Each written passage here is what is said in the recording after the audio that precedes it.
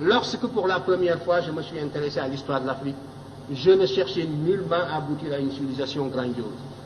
Il y a souvent un procès d'intention qui passe à côté des sentiments réels. Vous ne trouverez jamais, on fausse même la psychologie humaine, vous ne trouverez jamais un peuple qui admire l'histoire d'un autre peuple. Prenez la Serbie, prenez n'importe quel peuple de l'Europe centrale. Ce que le peuple de l'Europe centrale voudrait, c'est de refaire le chemin humble que ses ancêtres ont suivi, de retrouver le lien conducteur, le fil ténu qui le lie à ses ancêtres les plus lointains, quel que soit le caractère humble de l'expérience que ces peuples ont vécu, que ces ancêtres ont vécu. De pouvoir retrouver la somme de ses réussites, de ses succès et de ses échecs, parce qu'il est fait de tout cela.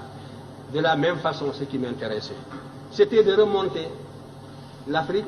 Moi, quand je m'occupais d'histoire, nous étions presque une génération spontanée.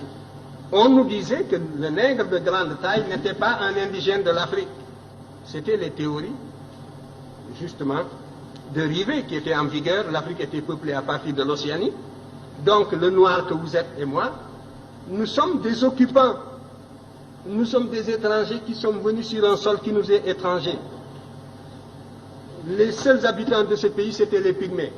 Le noir a devancé le blanc est venu, s'il est plus fort, il évince le noir qui est un étranger comme lui. Voilà les théories qui étaient en vigueur. Quant à l'origine réelle du noir, ça se perdait dans la nuit des temps.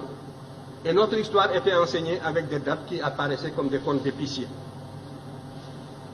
Alors, devant une telle situation, la seule chose qui m'intéressait, c'était, j'étais habité par la certitude, a priori, que nous sommes là, sur ce continent, en même temps que les autres, que nous avons toujours vécu ici, que nous sommes des Noirs, des hommes capables, aussi capables que les autres. C'était la seule chose que l'on pouvait supposer a priori.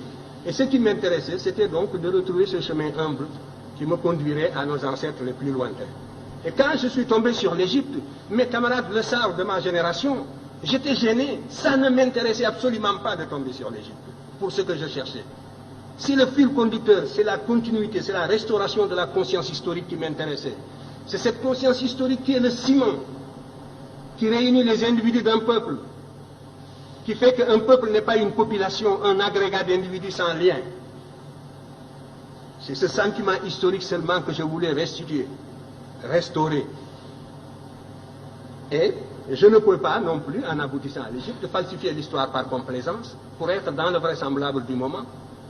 C'était tout. Alors, on me demande... Oui, le motif de déplacement, les migrations, vous savez, les migrations, il y a toujours une pression matérielle, soit des intempéries, phénomènes climatiques, sécheresse comme au Sahara, voilà, nous le savons.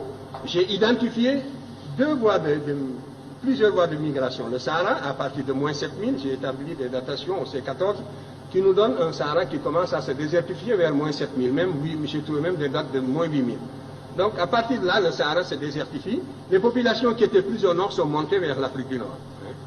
Et les Noirs qui sont en Afrique du Nord, ce ne sont pas seulement des Noirs qui sont allés là-bas du fait de l'esclavage du Moyen-Âge. Ils font partie aussi d'une source très ancienne. Et les populations qui étaient plus au sud sont descendues. C'est les Proto-Wangara qui sont descendus vers le sud, d'autres sont allés vers l'est. Donc, il y a là une cause climatique de déplacement de peuples. Je vous ai dit que les déplacements se font à la petite semaine. Il y a 2400 ans, ce qu'on appelle la dernière période humide. Toute l'Afrique était couverte de prairies herbeuses. Donc, on pouvait se déplacer depuis la vallée du Nil jusqu'à l'océan Atlantique en marchant derrière des troupeaux. Par conséquent, là aussi, il y a une voie de migration. Maintenant, il y a la corrélation également entre des événements intérieurs et des événements extérieurs. Il est certain que le sac de Thèbes par les Assyriens, la façon féroce dont les Assyriens ont détruit la ville de Thèbes en 663, a eu des répercussions comme l'occupation de Paris par les Allemands, mais ça n'a pas duré. Donc la métropole noire, une fois qui était vénérable, millénaire, la première fois qu'elle a été mise à sac, ça a eu des répercussions profondes sur les populations africaines qui vivaient presque attirées comme en formant une sorte de grappe autour de la vallée du Nil. Dans les publications prochaines, je montrerai que les Égyptiens étaient descendus jusqu'au Chaba, c'est sûr, jusqu'aux Zaïre. Nous avons des preuves archéologiques de tout cela.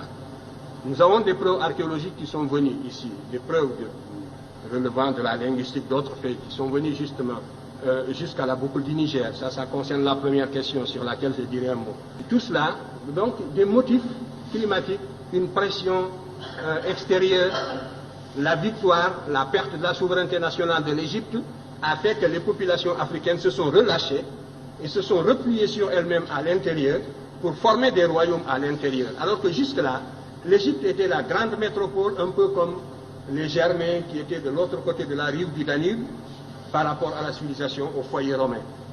L'Égypte était le véritable foyer auquel le reste de l'Afrique noire était lié par 1000 liens des Slaves. Et à partir du moment où l'Égypte a perdu la souveraineté nationale, ces populations, évidemment, se sont organisées sur d'autres bases. Alors tout cela, ce sont donc des motifs de déplacement. Pour l'histoire, la période la plus proche. Donc pour la plus ancienne, il devait en être ainsi. Les variations climatiques, on peut les cerner par la paléoclimatologie.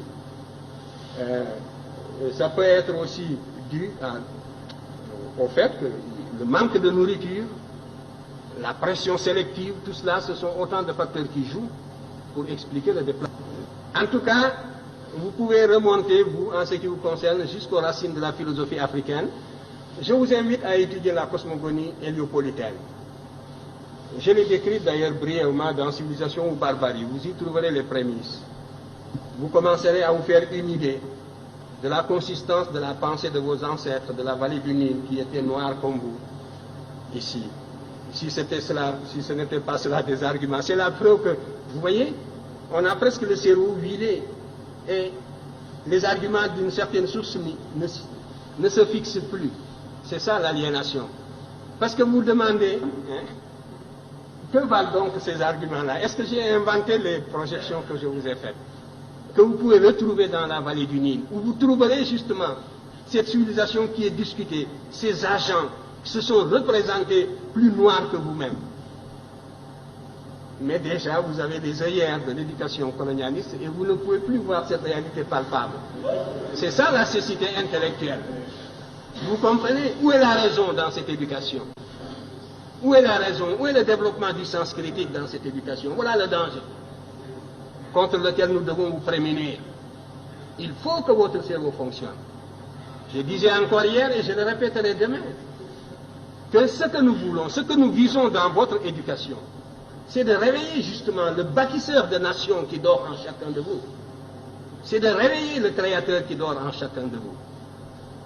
Et cela suppose donc une réforme qui mette l'accent sur la rationalité, sur les facultés créatrices de l'individu et sur l'indépendance intellectuelle de l'individu.